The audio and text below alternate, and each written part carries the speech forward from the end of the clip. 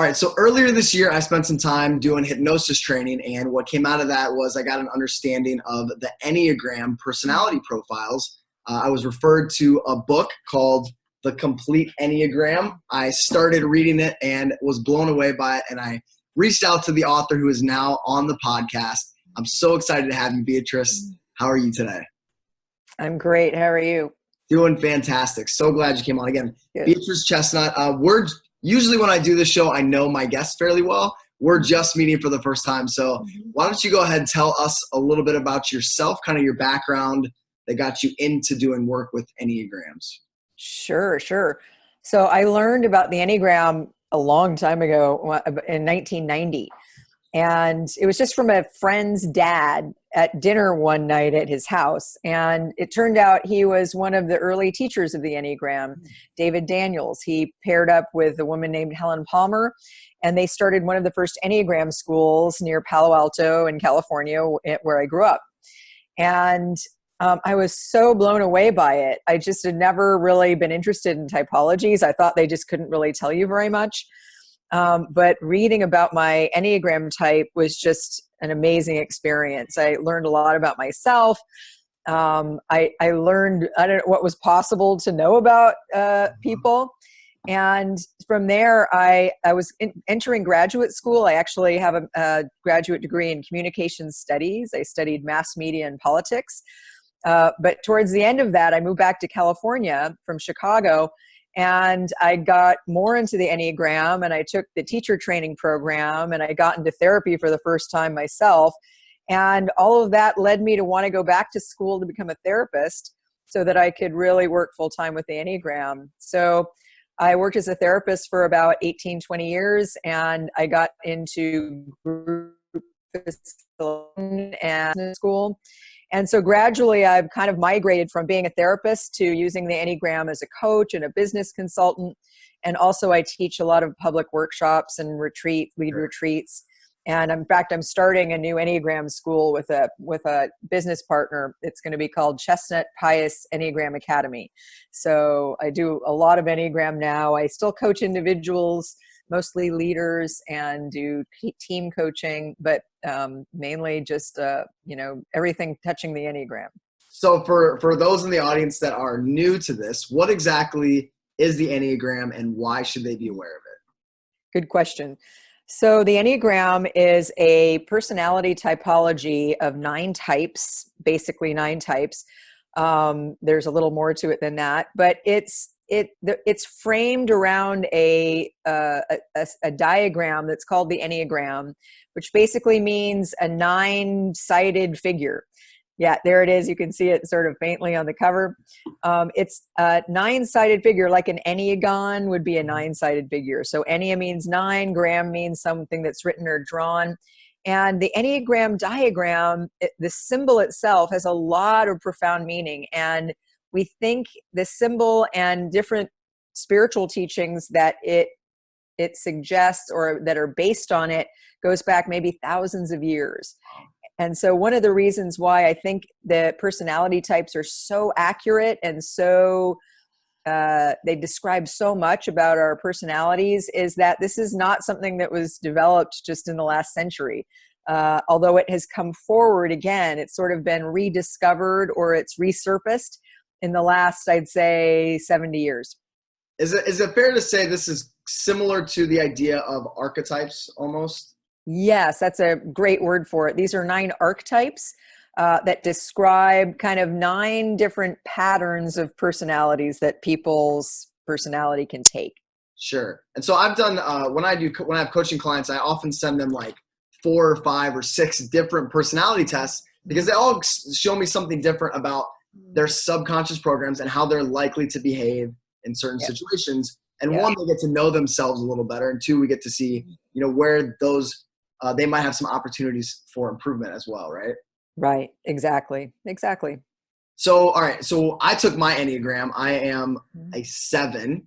And when I got my results back, I was like, oh my gosh, this is so me. It was very clear that was me, but tell us what people learn by taking the test. What kind of behavioral patterns show up that they're going to say, oh, that makes a lot of sense? So the Enneagram is based on the idea that we're three-brained beings. It's based on the idea that we have three centers of intelligence, not just one. Mm-hmm. So we have the head that thinks, we have our heart that's based in kind of more emotional, and our body is also a center of intelligence, kind of gut knowing or kinesthetic intelligence. And the idea is that each of us are based in one of these three centers. There are three types in each center that kind of overuse that center. So on one level, it's learning about what center you come from, but basically the personality styles are patterns of thinking, feeling, and behaving, and how they kind of all interconnect. And they're based on early coping strategies that we adopted in childhood. They're very much based on where your attention goes. And one of the great things about the Enneagram is it'll tell you things that you kind of know to be true about yourself. That's how you could recognize, yes, I am indeed a 7. But it also tells you about blind spots. And this, of course, is really important because a lot of times when we're kind of doing things connected to our blind spots, they're having an impact on other people that we may not see. Mm-hmm. So the Enneagram especially helps you see what you may not be seeing in the patterned way you do things every day. So one thing that I always talk about is our subconscious programs are largely around how we learn to get love as children. Because as humans, love is survival, right? And that unconditional love, when you're brought home as a baby, if you don't have that, you're not going to make it. And then as you grow up, you start to learn, well, I don't just get unconditional love. I have to do things. I have to behave in a certain way. I have to stay out of someone's way. Or I have to entertain somebody. And then those kind of set in place. And this is just a way of kind of organizing the different types of programs that people are running on, right? Yeah, I would say that's all really true. Yeah. Great. So, all right. So once we've established we have the main, heart, brain, or body centered, and then that breaks down into different subsections as well, right? Right. Yeah, exactly. So there are three types that sort of are based in each of these three centers, and they do things slightly differently. And they're also associated, these three triads, with three core emotions, with fear, anger, and sadness. Mm-hmm. And there's one type that kind of overdoes the core emotion in each triad, one type that underdoes it, and one type that's kind of in the middle. So those are also patterns. And you were saying it's a lack of love that's at the basis for all of us, which I think is really true. Like, we tune into our environment and what do we need to do to get relationship and connection that we need mm-hmm. to survive. But at another level, there are core needs associated with each of these triads too. Like, for instance, head types usually had a deficit in the area of feeling safe in the world or getting the protection they needed. Now, of course, that translates into love in a certain way. Like, if you're not protected, you get the message that I'm not, worthy of protection. 2s, 3s, and 4s, which are the heart-based types, they often had an early experience of not being loved for who they really were, but for what they did for people. Like, 2s tend to want to be pleasing and supportive. 3s want to be competent and successful. And 4s felt like they had to be special or unique in some way.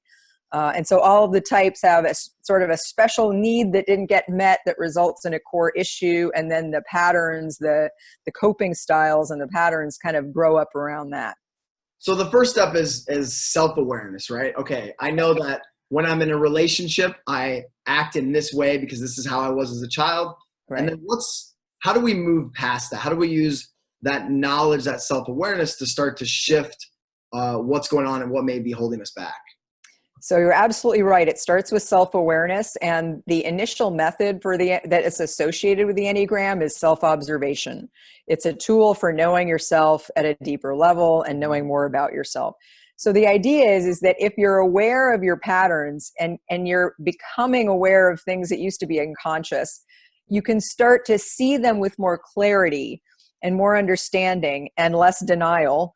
And you can make conscious choices about what you want to keep doing or not doing. Mm-hmm. So the theory behind the Enneagram would be that when we're in personality, we're so familiar with these patterns that we don't even know we're doing them. It's kind of like the air you breathe. You don't really see it. So by highlighting these patterns and showing how really each type sees 360 degrees of reality through a narrow slice based on a perceptual lens that's kind of associated with that coping strategy. Yeah, it's like you just see things and you just kind of keep doing things the same way you've always done them. You apply the same strategies and even the same strengths. and talents but it's a narrow band. It's it's not as wide a range of survival strategies as you might use if you saw that you were confined to sort of a relatively narrow set. And of course, these patterns become self-limiting to the extent that we don't see them in operation and we just keep applying them habitually, even sometimes when they don't work, but we're so used to doing them that we don't really pay attention if they work or not. We just keep doing them. So it's like it gives you a greater degree of consciousness, like, oh, there I go again. I'm doing everything I can just to be liked. And I haven't even thought about if I like this person. You can kind of slow it down and see it in a larger space and have more ability to decide, do I want to keep doing this or do I want to do something different? And it also points you in the direction of a growth path. So for particular types, it's really important for them to realize certain patterns and then do a specific thing to kind of counteract how they tend to be overdoing something or underdoing something. Yeah, and just that awareness in itself might not do the whole trick, but it starts to shed layers. It starts to make your behavioral patterns more obvious to you. And then you can start catching yourself, be like, wait a second, I'm not going to do that this time. And after that self-awareness, it definitely starts to make the shift. And I liked what you were kind of talking about, the way that we see the world, right? We see it through this narrow little slice. And it's like in NLP, the term of perceptual filters. Yeah. We all filter the world through these different lenses. And a couple of weeks ago, I got some text from somebody and we were disagreeing on something. And I was reading back through the text and I was emotional about it. And I was like, I don't even know if what I'm emotional about is even in there. Maybe I'm just filtering that through my own lens. Like, I don't even know how to perceive this because it's all made up anyway, right? Right. Exactly. And so kind of stepping back from your initial emotional perceptual filter, your archetype filter, and saying, maybe this really isn't what's going on. Let's take another step back. Did I lose you? Oh. Yeah, you slowed down, but you're back. All right, we're good. Okay. We're good. Okay, so what else related to that change work? As a hypnotist, we often bring awareness to those behaviors, and we can do some subconscious programming. I always say there's really two things that create subconscious programs. They're repetition and extreme emotional events. Is that kind of the same view that you have with the Enneagrams as well? Yeah, I would say that. Early trauma, early significant events, all of those things can do that. Now, in the Enneagram, at least my belief is that we come in with these specific tendencies. So people also often say, is it nature or nurture? I think it's nature, although of course nurture plays a big role, as we've been talking about. So yeah, it's to some degree inborn, but then there's almost like a dance or an interaction between us and the environment that then kind of solidifies these patterns. Yeah. So the term tabula rasa, right? It's a blank slate, but often I don't think that we come into this world as a blank slate because we have survival programs running within us. Just like a bird can build a nest without being taught how to build a nest. We do the same things because our ancestors have extreme emotional events, and that codes their DNA, which then passes on to us. And so it's like we can use this to shed those fear-based patterns and programming of our ancestors, right? Exactly. Yeah. And if you've ever, just seen a little kid, like that little kid is who they are from day one, right. And they just become sort of more of who they are. And so it's not like they come in as nobody and we shape them completely. They come in as a person, and then they of course get shaped further by what they experience. So do you see like within families or hereditary kind of similar Enneagram structures, or is it all across the board? Sometimes I've seen it where types run in families, where you see a lot of types. Sometimes you see all head types or all body types. And then sometimes it's really different. You see a few different types. So I've seen everything really. It's hard to really predict. Okay. So what's the first step? Do you have a test that you recommend, or one that you have with your organization on where I can send the audience to find out their type? Yeah. So the first thing to know is that if you just Google Enneagram test, a lot of tests that you find online are not good. They're just not very accurate. And of course, nothing beats sort of getting a good book and really reading a lot about the description of your type and really seeing for yourself if that matches what you know to be true about yourself. Sometimes it helps to ask someone who knows you really well to get the outside view. If you want to use a test, I would always counsel you to use it as one piece of data and not the final answer. Just kind of run it through your filters and see if it feels right. The one test that I use is called the IEQ-9, and it's available from Integrative Enneagram Solutions. And if you Google Integrative Enneagram Solutions, they'll come up. They're based in South Africa. It's about a 30-minute test, and it gives you a report. It is more expensive than some of the less expensive ones you find online, but it's by far more accurate. I think that's the one I did. And I got a whole, 12, 20 page report or something. Yeah. There's almost too much in the report. Like, when I order it, you can customize it, and I get it just a smaller thing. All I really want is the type and the subtype. Yeah. And it's gotten more accurate over time. So, one of the things I think is good is they're continuing to try to make it more accurate. Good. So, all right. I know we don't have time to talk about all 9 of them, but because it's my show and I'm a 7, what are some of the behavioral patterns that show up for us 7s, and how does that affect our view of the world and our behavior? So 7s tend to be very optimistic and positive. They're head types, and head types are the core fear point, but most 7s report not being they don't really feel like they're afraid very much. So it's something that's a little bit beneath the surface. They tend to not be afraid of everything, but they are afraid of getting trapped in an uncomfortable or unpleasant emotion. And so they tend to, that's one of the reasons why they unconsciously move toward what brings pleasure and what's fun and things like that. That's why I have this show, is because I'm all about getting rid of negative emotions and those bad feelings. Yes. That's what got me into personal development. And I realized that now I have to sit with some of those and let them process. But in general, very, very accurate. Okay, keep going. Yeah. So a good phrase for you is what the Sufis say is you need to let in suffering so it can go away. Because 7s want to skip right over it. They want to move on really quickly. And that's they tend to be kind of fast paced and distractible. And that's part of it, is they tend to be like looking for the next interesting thing to think about or fun thing to do or pleasant experience as an unconscious way of avoiding uncomfortable emotions, feeling bored, feeling anxious. Any of those feelings don't really feel like a good idea to 7s most of the time. So 7s tend to be they think outside the box.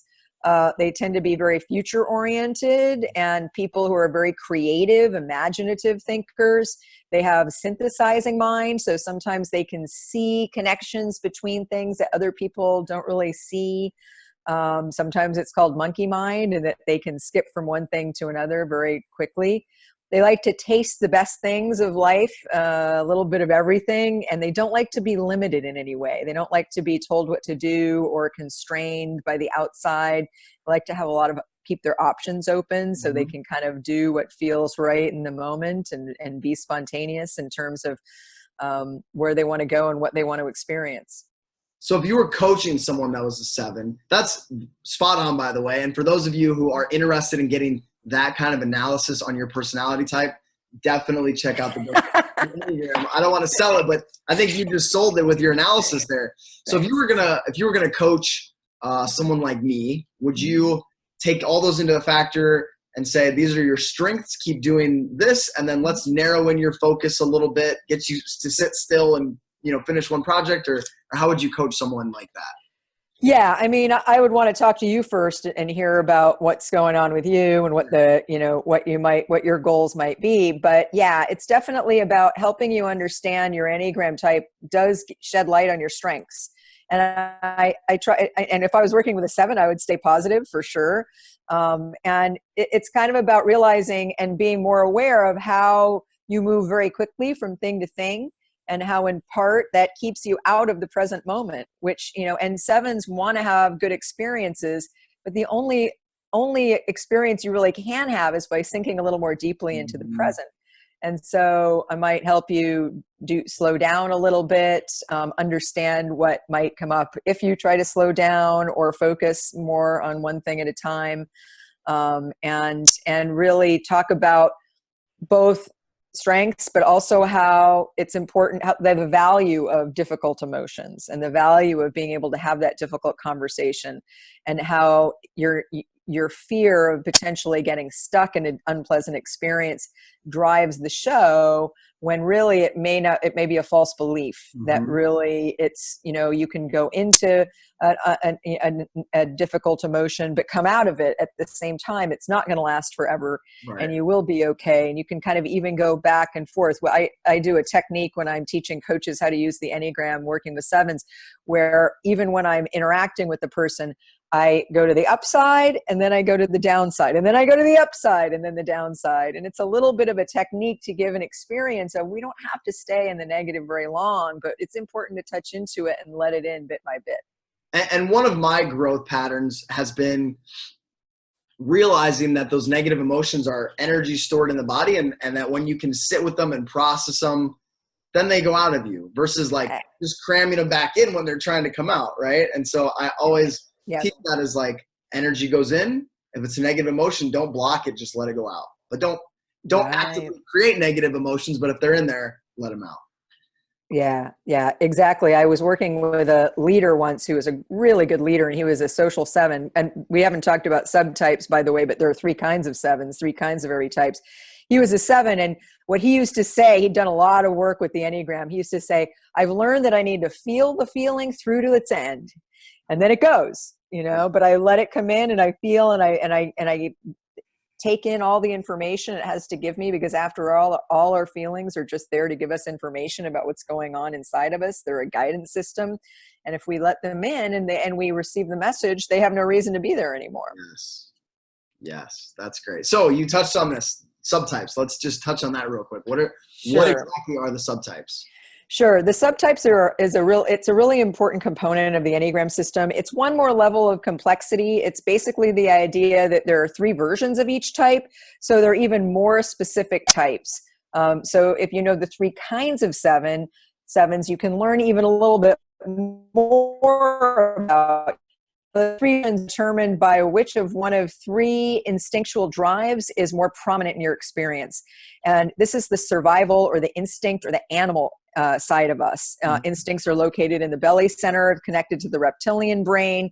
It's the most automatic and unconscious of our behavior, and it's what we share with animals. But it's good. It's animal wisdom, unless it's being controlled by the personality that kind of limits it and curtails its expression and turns it into the sort of the needs of the personality or the ego.